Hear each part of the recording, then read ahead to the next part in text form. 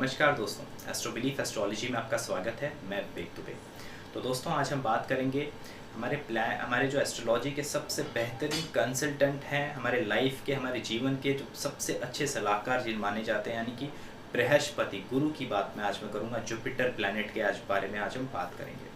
तो दोस्तों आगे बढ़ने से पहले एक छोटी सी इन्फॉर्मेशन, अगर आपने मेरी इंस्टाग्राम प्रोफाइल पे विजिट नहीं किया है तो एक बार ज़रूर विजिट कीजिएगा। काफ़ी अच्छे इंटरेस्टिंग पोस्ट मैं वहाँ पे रोज़ शेयर करता हूँ जो कि आपको अच्छे लगेंगे। तो लिंक मैंने डिस्क्रिप्शन में दे रखी है, आप वहाँ पे जाके मेरे प्रोफाइल पे विजिट कर सकते हैं। और आपके जीवन से रिलेटेड जो और भी मुद्दे हैं, like married life, relationship, wealth, career, दशा सिस्टम, इन सब से रिलेटेड वीडियोस, लाइक जेमस्टोन कौन सा पहनना है, राहु को चार्ट में कैसे देखना है, हर एक लग्न कुंडली के लिए ऑलमोस्ट सारे वीडियोस आपको मेरे YouTube के प्लेलिस्ट, मेरे YouTube की प्लेलिस्ट को चेक करिएगा, कैटेगरी वाइज वीडियोस आपको मिल जाएंगे। हर एक तरह के योग जो होते हैं, पंच महापुरुष योग, धन योग, इन सारी चीज़ों की जानकारी आपको हर एक वीडियो द्वारा मिल जाएगी। तो दोस्तों टॉपिक पे आता हूँ। आज हम बात कर रहे हैं बृहस्पति देवता, यानी कि सबसे इम्पॉर्टेंट, सबसे शुभ ग्रह, नैसर्गिक, natural benefic planet of astrology जिसे हम कहते हैं, नैसर्गिक शुभ ग्रह। और बृहस्पति, आपको बता दूं, बृहस्पति जो शब्द है ये विष्णु जी से भी जोड़ा जाता है शास्त्रों में। क्योंकि देखिए, जैसे कि आपको बता दूं, ब्रह्मा विष्णु महेश, ब्रह्मा को क्रिएटर कहा जाता है, यानी कि जो संसार की उत्पत्ति करते हैं, संसार को बनाने का काम करते हैं। जैसे विष्णु जी को कहा जाता है जो चलाने का काम, लाइक ऑपरेटर जिसे हम कह सकते हैं, जिसे मैनेजर कह सकते हैं, जो मैनेज कर रहा है सारी चीज़ों को चलने के लिए, विष्णु जी को कहा जाता है। और लास्ट में आते हैं शिव, जिसे हम डिस्ट्रॉयर भी कहते हैं, यानी कि जो विध्वंस के लिए जाने जाते हैं। तो इस तरह से जो है, ये कुछ मैंने डेफिनेशन आपको इसलिए बताई ताकि आपको समझने में आसानी हो। तो दोस्तों बृहस्पति क्या है, एक सिंपल डेफिनेशन में अगर आपको इसकी समझाऊं तो बृहस्पति क्या है। बृहस्पति दोस्तों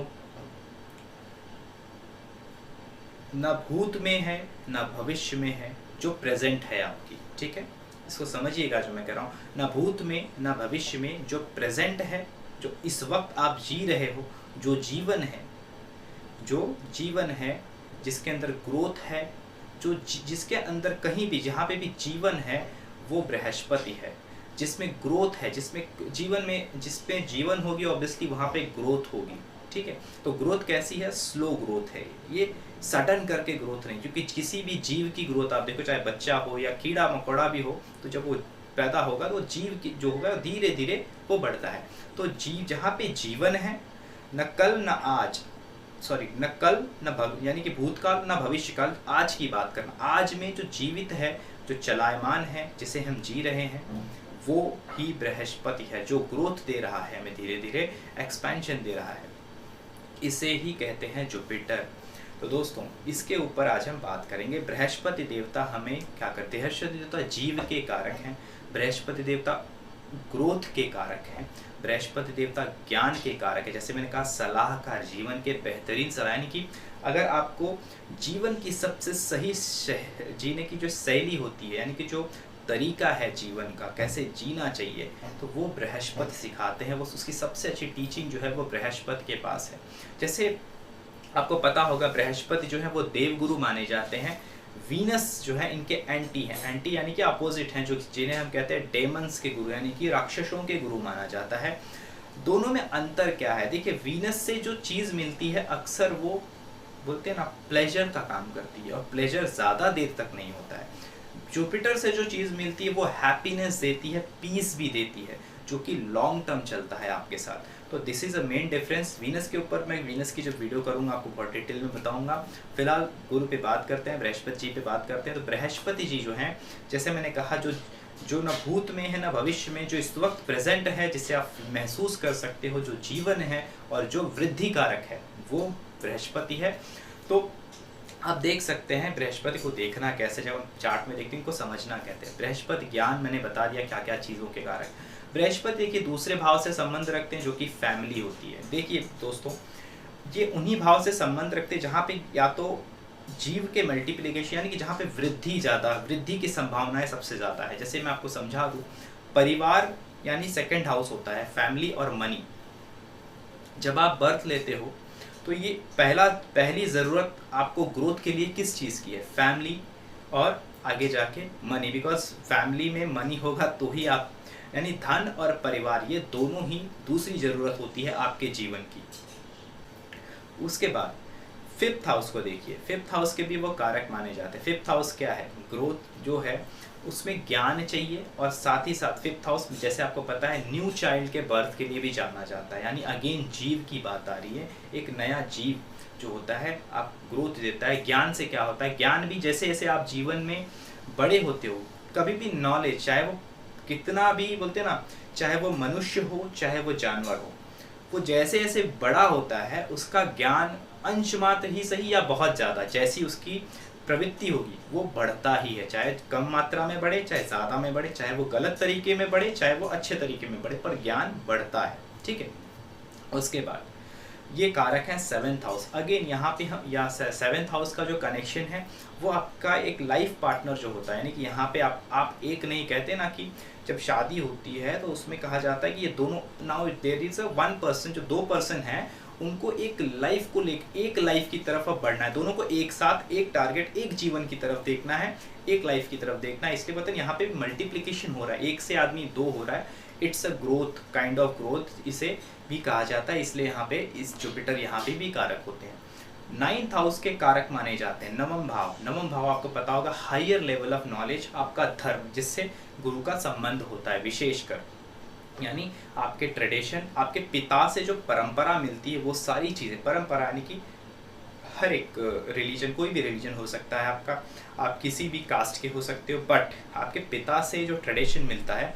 नाइन्थ हाउस देखिए बहुत जगह नाइन्थ हाउस से पिता को भी देखा जाता है, बट मेरा ऐसा मानना है कि पिता से मिली परंपराएं, पिता से मिला ज्ञान, क्योंकि पिता हमारे पहले गुरु होते हैं जीवन में, और नाइन्थ हाउस गुरुओं का भी माना जाता है। गुरुस यानी कि जो आपको मार्गदर्शन देते हैं, path of your life, who shows की इस राह में चलोगे तो आपका जीवन सुखद होगा, आपकी संपन्नता रहेगी आपके पास। तो नाइन्थ हाउस गुरुज का है, और जो भी परंपरा है, जो ट्रेडिशन है उसका है, आपके धर्म का है, और तीर्थ यात्राओं का है, और विदेश से रिलेटेड, विदेश और या दूर दूर की जो यात्राएं हैं उनको भी ये संबोधित करता है, और ये हायर स्टडीज़ को दर्शाता है हमेशा। जैसे पांचवा भाव स्टडी को दर्शाता है, वैसे ये हायर स्टडी को दर्शाता है। तो नाइन्थ हाउस जो कि ज्ञान और धर्म और इन सब चीज़ों से संबंध रखता है, इसके कारक भी बृहस्पति हुए, क्योंकि ये सारी चीज़ें भी आपके जीवन में हमेशा वृद्धि करती हैं। वृद्धि यानी कि जैसे कि या अगर मैं बात करूँ जैसे कि पिता से मिला ज्ञान, जो पिता है, या ऐसा तो नहीं कि आप जब छोटे रहते हो तभी होगा, वो जीवन में हर जगह जहाँ पे भी आप अटकते हो, जहाँ पे भी आप रुक जाते होगे, थम जाते होगे, वहाँ पे आपके जो पिता है वो गाइड का काम कर सकते हैं। इसलिए यहाँ, और दूसरी चीज़ धर्म जो होता है, धर्म का विशेष संबंध है बृहस्पति के साथ, इसलिए नवम भाव को जो है वो बृहस्पति से जोड़ा जाता है। उसके बाद जो 11वां भाव है, 11वां भाव दोस्तों होता है सभी प्रकार के लाभ, जीवन में जितने भी लाभ हैं इस जीवन में आपको मिल सकते हैं, चाहे वो संतान प्राप्ति हो, धन प्राप्ति हो, शादी हो, यानी कि पार्टनर की प्राप्ति हो, किसी भी तरह का आपका प्रेम सफल होना भी कहीं ना कहीं बहुत ज़्यादा रिलेशन रखता है 11th हाउस से। तो 11th house is a very most important house in this era specially, क्योंकि आज का जो जीवन है लोगों की महत्वाकांक्षाएं इतनी बढ़ चुकी हैं कि 11वें भाव को आप इग्नोर नहीं कर सकते। तो जैसे जैसे इंसान बड़ा होता है, कभी आपने नहीं देखा होगा कि उसकी इच्छाएं रुक जाएं, वो आप एक इच्छा पूरी करो उसके पास दूसरी रेडी हो जाती है, अब तो ये करना है, एक बंगलो हो गया है तो एक बंगलो, एक फार्म हाउस ले लेना है। तो ये जो चीज़ है, यानी कि इंसान की जो डिज़ायर है, जो बोलते हैं ना एक लाभ पाने की जो भूख है, वो कभी ख़त्म नहीं होती है।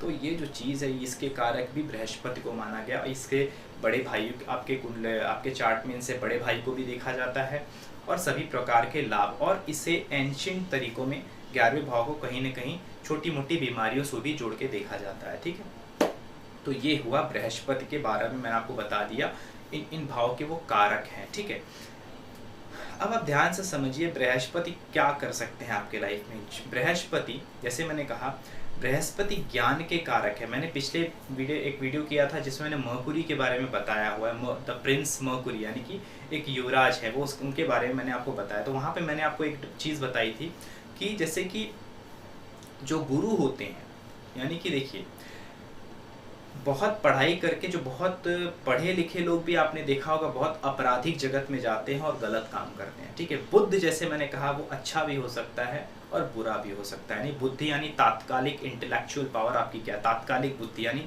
किसी सिचुएशन में आप फंसे तो उस सिचुएशन से कैसे निकलना है, तो बुद्ध वो है। लेकिन बुद्ध उस सिचुएशन से निकलने के लिए इस्तेमाल गुरु का करता है, याद रखिएगा। कैसे, मैं आपको समझाता हूँ। जैसे कि गुरु जो है, मान लीजिए जैसे मैंने आपको बताया कि हमें किताब जब पढ़ रहे होते, जब ग्रैस्पिंग पावर है, जो समझने की जो क्षमता है, वो जो है बुद्ध है। तो बुद्ध जो वो उस वक्त वो हेल्प करता है। लेकिन बुद्ध की प्रॉब्लम ये है कि वो नॉलेज नहीं है। वो एट प्रेजेंट जो पढ़ रहे हैं, जो समझ रहे हैं, जो परिस्थिति से निकलने के लिए जो हमें चीज़ यूज़ करनी है, कैसे करनी है, मतलब ना एक ऐसा दिमाग जो आपके फ़ायदे के लिए आप यूज़ करते हो, वो मर्कुरी है। जिससे मैंने कहा मर्कुरी की डेफिनेशन उस वीडियो में भी मैंने बताया कि वो कहता है कि मेरा फ़ायदा कहाँ है, this is the definition of Mercury. तो बुद्ध उस लेवल के दिमाग को कहा जाता है। लेकिन जब कोई किताब आप पढ़ रहे हो, जब उसका ज्ञान हो जाता है आपको, तो याद रखिए वही ज्ञान आप जीवन में कहीं न कहीं लगा के किसी न किसी तरीके से यूज़ करके आप पैसे बनाते हो या कुछ भी करते हो, कुछ भी जीवन में करते हो। तो एक आप जो पिछला जो ज्ञान, स्टोर्ड ज्ञान है, उसी का उपयोग करके आप जीवन में कुछ बनाते हो और नया ज्ञान ग्रास्प करते हो। तो यही जो चीज़ें मैंने आपको बताया, यानी कि जो आपके पास स्टोर्ड हो गया as a knowledge, that is a guru. और उस नॉलेज का कहाँ उपयोग करोगे, कैसे उपयोग करोगे, ये होता है बुद्ध। आपकी बुद्धि अच्छी है तो आप सही जगह पे करोगे, सही अच्छी नहीं है तो आप कहीं पे भी गए। इसीलिए कह रहा हूँ ना कि जो गुरु होता है आपको वो सही मार्ग दिखाएगा। गुरु कभी गलत नहीं लेकर जाएगा। गुरु की खासियत ये है कि अगर आपका गुरु खराब है तो आपके बोलते ना कि आप सही डिसीजंस नहीं लोगे। यानी कि आपको पता है ये काम बुरा है और ये काम अच्छा है, फिर भी लेकिन आप देखोगे कि फ़ायदा बुरे काम में है तो मैं बुरा काम कर लेता हूँ। आपको दूसरे के नुकसान से कोई लेना देना। लेकिन बृहस्पति का जो ज्ञान होता है वो ये नहीं कराता। अगर बृहस्पति आपके चार्ट में फर्स्ट हाउस में है, चंद्रमा के साथ बैठा है, तो मैं यकीन के साथ कह सकता हूँ ऐसा इंसान किसी का पैसा हड़प के जल्दी नहीं खा सकता। आप खुद चेक कर लीजिएगा आपके चार्ट में। अगर बृहस्पति पहले भाव में है यानी फर्स्ट हाउस में है, या बृहस्पति आपके चंद्रमा के साथ केंद्र में कहीं भी बैठा है, तो ऐसा इंसान किसी का पैसा, बोलते हैं पैसा बोलो या फिर किसी का हक नहीं मार सकता जानबूझ के। अगर वो कैसा करता है तो उसका मन उसको इतना काटेगा कि वो हो सकता है अगर उसने ऐसी गलती की हो जीवन में तो जाके पश्चाताप करने लगे, जिसके साथ उसने किया खुद उससे माफ़ी मांग लेगा। वो ऐसी परिस्थितियाँ लाता है जीवन में। तो गुरु ये जो चीज़ है मैंने जो नोटिस की मैं आपको बता रहा हूँ। गुरु जो है वो जो ज्ञान देता है उस ज्ञान का गलत इस्तेमाल जल्दी नहीं करने देता, अगर गुरु मजबूत है तो यही है ज्ञान। और यानी विवेक, आपने सुना होगा एक विवेक होता है। विवेक यानी सही और गलत का सही फैसला करने की क्षमता, ये गुरु है। और बृहस्पति जो है ये इसका काम ये कि नॉलेज को एक्वायर करो, यूज़ करो, एक्वायर करो, यूज़ करो और अपनी सिचुएशन को हैंडल करो, जैसे मैंने बताया। लेकिन गुरु जो है वो डायरेक्शन का काम करता है, पाथ दिखाता है, ठीक है। अब उसमें जैसे मैंने कहा बुध खराब है तो ये बहुत ज़्यादा प्रॉब्लम क्रिएट करता है लाइफ में। लोग सोचते हैं शनि खराब है या फिर मंगल खराब है, लेकिन रोज़ के जीवन में जो सबसे ज़्यादा यूज़ होता है, जो प्लैनेट हम डेली अभी भी यूज़ कर रहे हैं, ऐसे मैं भी यूज़ कर रहा हूँ, तो ये जो प्लैनेट यूज़ हो रहा है ये आपका चंद्रमा होता है, बुध होता है, सन होता है। ये हमेशा ये डे टू डे लाइफ में आप डेली यूज़ करते हो, इनका यूज़ डेली करते हो और आप इनके बारे में कुछ सोचते ही नहीं हो कि ये क्या कर सकते हैं आपके साथ। यही एक्चुअली सारे बोलते हैं ना, सारा परिणाम इन्हीं की वजह से आता है बाद में। लेकिन हम दोष हमेशा शनि, मंगल, गुरु इन सबको देते हैं, तो ये अलग चीज़ है। तो ये हो गया गुरु। और गुरु के बारे में आपको चीज़ें कुछ बता दूँ। गुरु एक युति की मैं बात करूं तो गुरु चंद्रमा के साथ, जैसे मैंने आपको एक बात बताई, गज केसरी योग आप सुना होगा बनता है। गज केसरी योग बने ना बने, लेकिन गुरु अगर चंद्रमा के साथ बैठा है तो जैसे मैंने कहा इंसान मन का साफ होगा, ठीक है। ये एक अच्छी चीज़ होती है। और इसमें कारण क्या होता है कि चंद्रमा मन है, बृहस्पति ज्ञान है, तो जो मन है, मन पे ज्ञान का कंट्रोल होता है। ऐसा इंसान अपने जीवन में बहुत अच्छे से डिसाइड करके रखता है कि ये मुझे करना है और ये मुझे नहीं करना है, ये मुझे गलत अफेक्ट करेगा, ये मुझे अच्छा अफेक्ट करेगा। गुरु अगर सूर्य के साथ बैठता है तो यहाँ छोटी सी प्रॉब्लम आ जाती है। ऐसा इंसान अपनी नॉलेज के सामने किसी को कुछ समझेगा नहीं, यानी कि उसको लगेगा कि जो मुझे पता है वो बेस्ट है, बाकी दुनिया को जो पता है वो गलत है। और इन शॉर्ट उसे पता भी चल जाए कि आप सही हो, तो भी वो आपको माफ़ी नहीं मांगेगा कि यार मैंने गलत बोला आपको, मैंने आपके सामने अनवांटेडली, बोलते हैं ना उसको बिना मतलब के, जो बोलते हैं ना अपना ज्ञान अपना नॉलेज दिखाने का आदत भी होता है अगर गुरु और सूर्य साथ में होते हैं।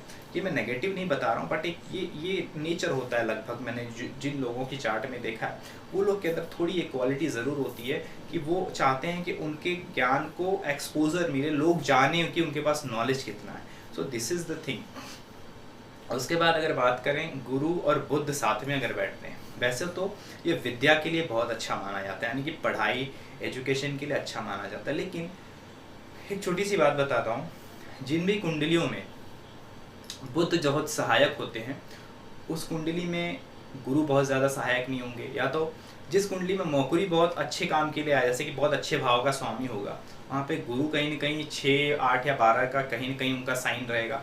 और सेम ऐसे ही देखोगे कि जिस कुंडली में बृहस्पति बहुत सपोर्टिव होंगे, कहीं ना कहीं वहाँ पे मर्कुरी थर्ड, 8 या 12 के मालिक हो जाते हैं ऑलमोस्ट। तो ये जो कॉम्बिनेशन होता है, इस वजह से ये जब चार्ट में बैठते हैं तो ये थोड़ी सी प्रॉब्लम देते हैं। ये जिन जिन भाव के स्वामी होते हैं, जैसे कि 8वें के हैं तो कहीं कहीं ऑब्स्टेकल्स ला दिए, तो ये आप देखिए किस भाव के स्वामी हैं आपके चार्ट में, बट इनका बैठना साथ में इतना कंफर्म करता है कि ये जो पर्सन होता है इसको न्यायप्रिय होते हैं। लाइक किसी का दोष बहुत अच्छे जल्दी पकड़ लेते हैं। और दूसरी चीज़ ये एक चीज़ देते हैं इनकी, मैं कहूँगा कि जो नॉलेज ग्रैस्पिंग पावर जो होती है आपकी, ठीक है, वो आप कभी भी रट के नहीं याद करना, कोई भी चीज़ रट के याद करना है, रट के चीज़ों को रखना पसंद नहीं करेंगे। इस कंडीशन में आप चीज़ों को समझने में ज़्यादा विश्वास रखोगे। याद रखिए, गुरु और शनि जैसे कि आपने कहा वही अध्यात्म की तरफ लेके जाता है, क्योंकि गुरु जो है वो ज्ञान का कारक है, धर्म का कारक है, शनि जो है वो वैराग्य का कारक है, डिले का कारक है, कर्म का कारक है। तो एक देखिए, धार्मिक वैराग्य और कर्म जब साथ में आ जाते हैं तो इंसान का कह सकते हो आपकी कहीं ना कहीं रुचि होता है स्पिरिचुअलिज्म की तरफ, कहीं ना कहीं धार्मिक एस्पेक्ट उसके लाइफ में बहुत होता है, कर्मों में उसके धार्मिकता होती है। एक चीज़ श्योर मैं बोल सकता हूँ, ऐसे जब ये कॉम्बिनेशन अगर है तो ऐसे कॉम्बिनेशन अगर हैं आपके चार्ट में, ऐसा इंसान दिखावे की पूजा नहीं करता कभी। दिखावे की यानी कि जस्ट पब्लिक को दिखाने के लिए वो भगवान की पूजा नहीं करेगा। अगर वो करेगा तो मन से करेगा या तो नहीं करेगा। उसके लाइफ में कोई रूल नहीं होगा रिलीजन और गॉड के लिए। वो बहुत ही अलग लेवल के स्पिरिचुअल लेवल के लोग कैसे होते हैं आपको पता होगा। स्पिरिचुअल लेवल पे जाना यानी कि अपने अंदर के झांकना वो ज़्यादा पसंद करेगा, इंस्टेड बाहर वो भगवान को दिखावे के लिए लोगों को बताता फिरे। और ऐसे लोग धर्म प्रचारक भी अच्छे हो सकते हैं, ठीक है। और एक चीज़ जैसे कि गुरु यहाँ पे अगर मैं इसे बात करूँ शुक्र के साथ जब बैठता है तो देखिए यहाँ पे थोड़ी सी प्रॉब्लम क्या होती है। एक तो जैसे मैंने कहा कि ये जो है ये प्योरली सात्विक हैप्पीनेस और धर्म की बात कर रहे हैं, यहाँ पे प्लेजर आ जाता है। गुरु जो है दोस्तों आपको बता दो हैप्पीनेस एंड ग्रोथ का कारक है। मैंने ग्रोथ यानी कि लाइफ में चौतरफा ग्रोथ जो होता है, चौतरफा ग्रोथ आप समझ सकते हो, यानी कि धन भी आपके पास ठीक ठाक है, बच्चे आपके चाइल्ड भी अच्छे खासे हैं, आपके बच्चे भी अच्छे ग्रोथ किए, आपने भी जीवन में अच्छा ग्रोथ किया। एक ऐसी फैमिली आप देखते हो जो एक मिडिल क्लास फैमिली में आप देखते हो कि बहुत खुशहाल फैमिली है, सब कुछ उनके मतलब बहुत ज़्यादा मात्रा में भी नहीं कि वो उससे परेशान है, इतना धन भी नहीं कि वो उसको संभालने में परेशान है, और इतना ज़्यादा कोई प्रॉब्लम भी नहीं कि धन की कोई कमी है। तो ऐसी फैमिली या फिर उनके लाइफ में किसी चीज़ की कमी, यानी कि देखिए किसी के पास धन होता है, संतान की प्रॉब्लम होती है, संतान हो भी जाए तो कुछ मेडिकल इश्यूज़ में परेशान रहता है। तो मैं ऐसे फैमिली की बात कर रहा हूँ जो हर मायने में हैप्पीनेस होती है, उनके जीवन में हर तरह की खुशियाँ होती है, यानी कि ये सारे सेगमेंट्स अच्छे से चल रहे होते हैं उनकी लाइफ में। तो this is called as Jupiter उन पर जुपिटर की बोलते हैं ना बहुत ज़्यादा कृपा है, आप ऐसा समझ सकते हो। तो ये दिखाता है यानी कि इस तरह की हैप्पीनेस जो लॉन्ग टर्म में चलती है, दिस इज जुपिटर। वहीं जब मैं वीनस को ज्वाइन करता हूँ, Venus is what? Venus is pleasure, attraction, luxury, you can say sex, everything is included in Venus. Venus क्या है? जो क्षणिक सुख है, क्षणिक सुख यानी कि आप समझ सकते हो प्लेजर। आपने चलिए बहुत मैं कहता हूँ आपका एक शौक है कि मैं 5 स्टार होटल में बैठ के खाना चाहता हूँ। वीनस क्या है? इसको थोड़ा सा एग्जाम्पल दे रहा हूँ। आप सालों से कोशिश कर रहे हो और अचानक कई साल बाद, 10 साल 25 साल बाद आपको कोई मौका मिल जाता है कि यार अब यहाँ पे खाने में जा सकता हूँ, आप उस लेवल पे पहुँच जाते हो। फिर कितना दिन आप जाओगे? आप ज़्यादा से ज़्यादा 10 दिन 20 दिन आप पूरा करो, उसके लिए वो आपके लिए एक नॉर्मल होटल हो जाएगा, जैसे कि एक मिडिल क्लास वाले के लिए एक मिडिल क्लास होटल होता है। तो यही है वीनस, यानी कि इतना डिज़ायर इतना अट्रैक्शन पैदा कर देगा आपको उस पर्टिकुलर चीज़ के लिए कि आपको लगेगा कि यार यहाँ मैं नहीं पहुँच पाया तो मैं तो बहुत छोटा प्राणी हूँ, मेरी कोई वैल्यू नहीं है। वहीं पे जुपिटर इस भाव को नहीं दर्शाता। जुपिटर कोई ऐसी चीज़ के प्रति आपको ऐसा आकर्षण नहीं देगा कि आप उस चीज़ के उत्तर पागल ही रहो और मिलने। जुपिटर उन्हीं चीज़ों के प्रति आपको लगाव देगा जो जीवन में व्यर्थ नहीं होते, जिनका जीवन में बहुत महत्वपूर्ण है और जिनका जीवन में होना आपको खुशहाल और समृद्ध बनाता है। दिस इज़ अ जुपिटर, ठीक है। और दोस्तों जुपिटर अगर, जैसे मैंने सारे प्लैनेट्स ऑलमोस्ट बता दिए, जुपिटर अगर मंगल के साथ बैठता है तो ऐसा इंसान अपनी कॉन्फिडेंस, यानी कि उसके अंदर जो आवेश है उसका सही इस्तेमाल करने में सक्षम होता है। यानी कि कहाँ पे चिल्ला के बात करना है, कहाँ स्ट्रिक्टली पेश आना है और कहाँ पे शांति से पेश आना है, कैसे अपना काम निकालना है। काम निकालना इन द सेंस एक अच्छे लेवल पे मैं कहूँगा, ये उसको दर्शाता है। जैसे कि आपको पता है मंगल एग्रेशन, सैनिक, सेवा का भी कारक है। सेवा यानी कि सेवक नहीं, मैं सेवा यानी कि किसी भी तरह की जो एक ऐसे सैनिक एक सेवा है, आप देख समझ सकते हैं मैं क्या कहना चाहता हूँ। तो ऐसे किसी जो हायर अथॉरिटीज़ पे सेवा दी जाती है, जहाँ पे रिस्क लिया जाता है, इन सब के लिए मंगल को जाना जाता है। तो मंगल और बृहस्पति जब साथ में बैठते हैं तो यहाँ पे इंसान के अंदर का जो एग्रेशन होता है, इंसान के अंदर जो एनर्जी होती है, वो सही कामों में जाती है, उस मतलब उसको एक सही डायरेक्शन मिलती है, ठीक है। जैसे कि हो सकता है वो अच्छे स्पोर्ट्समैन हो सकता है, वो किसी फिटनेस एक्सपर्ट हो सकता है, कोई अच्छा गाइडेंस देने वाला हो सकता है फिटनेस के लिए, या फिर ट्रेनर हो सकता है ऐसे किसी एकेडमी में जहाँ पे स्पोर्ट्स से रिलेटेड या फिर मिलिट्री से रिलेटेड ट्रेनिंग होती हो। ऐसे सब चीज़ों में ये जो जुपिटर है बहुत ही ज़्यादा क्या कह सकता हूँ मैं, हेल्पफुल होता है, ठीक है। तो ये जुपिटर मंगल के साथ अच्छा रिजल्ट देगा, हर एक प्लैनेट्स के साथ जुपिटर जिसके भी साथ बैठता है वो अच्छा रिजल्ट देता है ऑलमोस्ट। खाली मैं कहूँगा सैटर्न को छोड़ दी, जैसे कहा कि आज के डेट में उसकी योग्यता कम है, ऐसा नहीं कि बहुत बुरा रिजल्ट दे रहा है वहाँ पे। जैसे मैंने कहा कि एक वो धार्मिक व्यक्ति की पहचान भी होती है। साथ ही साथ जुपिटर सिर्फ राहु केतु के साथ जब बैठता है तो थोड़ा सा ये आदमी को सेल्फिश बना देता है। इन शॉर्ट वो किसी की बात नहीं सुनेगा और सुनेगा भी तो सबकी सुनेगा और बाद में अपने मन की करके आएगा। ये एक तरह से खराब जुपिटर की भी निशानी होती है। यानी कि यहाँ पे इंसान नॉलेज तो सबसे लेगा लेकिन अंत में वही करेगा जो उसकी इच्छा कर रही थी, जो जहाँ पे उसका मन बैठा हुआ था मुझे ये करना है। यानी कि वो अपने मन से छुटकारा नहीं पा पाता, यानी कि वो सही तरीके से अपनी नॉलेज का, अपने विवेक का यूज़ नहीं कर पाता है। सो यही होता है जब जुपिटर अच्छा नहीं होता है। तो दोस्तों वीडियो अच्छा लगा तो प्लीज़ लाइक कीजिएगा और चैनल को सब्सक्राइब कीजिएगा। और ऐसे ही कुछ इंटरेस्टिंग वीडियोस अभी मैं वीनस और मार्स पे भी दूंगा। इसके बाद जुपिटर की ट्रांजिट वीडियो भी है, वो भी शुरू करनी है। आशा करता हूँ आप सब मेरा साथ जरूर देंगे। इसी तरह से अपना प्यार बना के रखें। Thank you so much.